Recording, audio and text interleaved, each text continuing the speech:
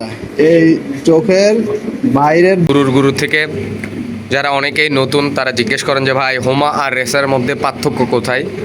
সেটা আমার গুরুর গুরু, আমার গুরু রাহেন ভাই, তার গুরু মুজাহিদ ভাই স্বপ্ন লফট, তার থেকে আমি জিজ্ঞেস করবো আর কি যে ভাই রেসার আর হোমার মধ্যে পার্থক্যটা কোথায় বলেন তো।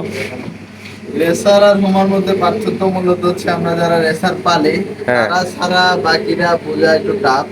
আচ্ছা আর রেসার কবুতর মূলত তার মেধা এবং স্মৃতিশক্তির কারণে হচ্ছে তারা আলাদা হয়েছে।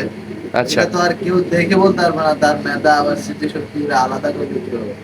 মূলত আমরা যেটা দেখে বুঝি, একটা কবুতরের পাকের সেট আপ দেখলে আমরা বুঝতে পারি যে এই কবুতরটা হোমা না রেসার।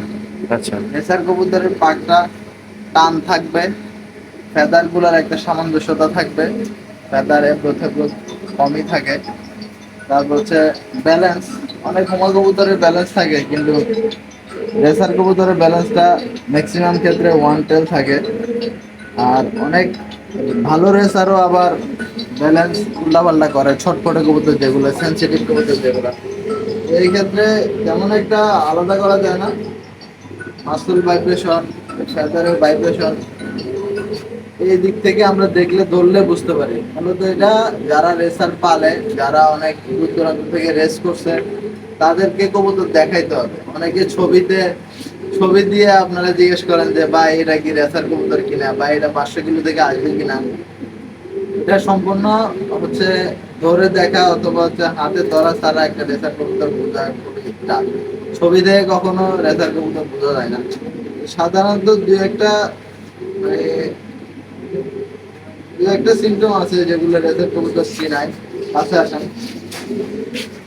রেসার কবুতর মূলত হচ্ছে এ, চোখের যে গিয়ারটা, এই চোখের বাইরের যে বর্ডারটা হুমা কবুতরের মূলত হচ্ছে 4-5টা প্রায় সমানই থাকে।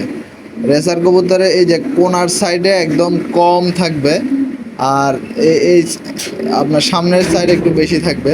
এই সাইডে ফেদার একদম চোখের কাছাকাছি সময় হবে। আর শেপটা ট্যাপ মাথাও হইতে পারে, আবার হচ্ছে সমান্তরালও থাকতে পারে। এটা হুমা কবুতরের আর হচ্ছে রেসার কবুতরের পার্থক্য চোখের ক্ষেত্রে এটা বললাম। আর ব্যালেন্স ম্যাক্সিমাম ক্ষেত্রে ওয়ান্ডেল থাকে, আবার কিছু কিছু কবুতর ছড়াই দেয়। ওরা সেন্সিটিভিটির উপরে মানে নির্ভর করে আর কি। যেসব কবুতর বেশি ভাইটালিটি সম্পন্ন ওগুলো একটু নড়াচড়া বেশি করে। তো এই লং এর কবুতরগুলো সাধারণত ঠান্ডা হয়, আর শর্টের কবুতর একটু বেশি নড়াচড়া করে। তো এটাই আর কি, এর থেকে বেশি আর আমরা তেমন কিছু জানি না। বড় ভাইদের থেকে আরো শিখলে আপনাদেরকে আরো জানাতে পারবো। ঠিক আছে ভাই, আসসালামু আলাইকুম।